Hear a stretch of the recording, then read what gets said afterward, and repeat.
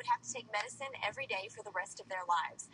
Well, that's what Candyce Cochran had to do when her grandson Austin was diagnosed with congenital hypothyroidism.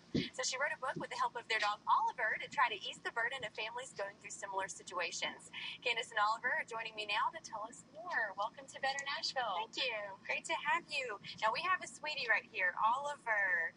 Now, tell us Oliver's story and how you saved his life just a day before it ended.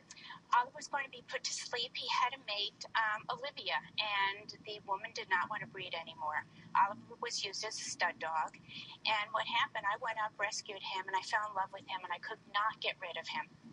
Took him to the vet and had his checkup, and they found out that he had hypothyroidism. So Oliver has to stay on medication the rest of his life. Well, he is so sweet. And just thank you. A great addition to your family, too. Yes, he is. He just had a great attitude since he's been here, just running around. Now, tell us how he relates having this disease to your grandson, Austin.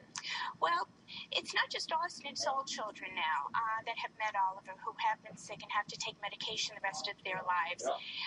What it is that they see Oliver is able to do it, and Oliver has such beautiful big brown eyes that everyone looks at those and says, well, if he could do it, I certainly can take the medication just like Oliver.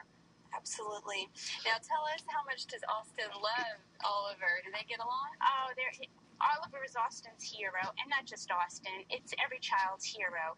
And it's not just sick children. It's children that have to go to pediatrician's office, and they're afraid to go get their shots. So it's an interesting story about Oliver, and he's inspired so many children. Right, and because of that, you wrote this book called Oliver. Yes, I did. Tell us a little bit about this and why you wrote it. I wrote it because of my grandson, Austin. Austin inspired me to write the book, and it's to help children who are suffering, and also just for children who are just afraid to go to the doctor, or even just take a vitamin pill in the morning. Oliver can do it. They certainly can do it. Absolutely. Tell us what the story is in this book. Why is it good for kids to read? Well, it's about Oliver going to his vet and having his checkup, and every child goes to their pediatrician, and they have to open up their mouth and look in their ears and their eyes.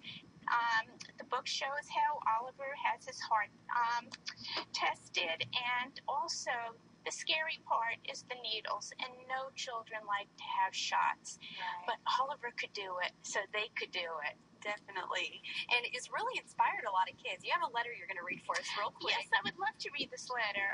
It's just one of many. If you go to my website, which is www.worldofoliver.com, there are so many comments from different people. And one particular is, Dear Candyce, my 6-year-old granddaughter Morgan has spent most of her life in the hospital. Morgan was born with a heart defect and has had 4 major operations and is waiting for a heart transplant. When Morgan was in the hospital, we gave her a personalized copy of Oliver. The book is on Morgan's pillow every night. Morgan even took Oliver with her on her Make-A-Wish Disney cruise. When I asked my granddaughter what she thought about Oliver, Morgan told me the following. I am just like Oliver. I have to take pills every day with applesauce and yogurt so I can play too.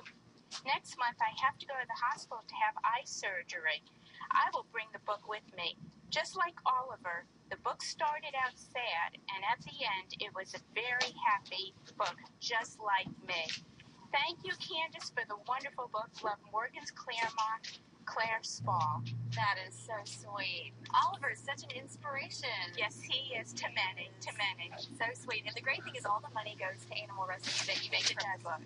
It does. All profits go to rescue.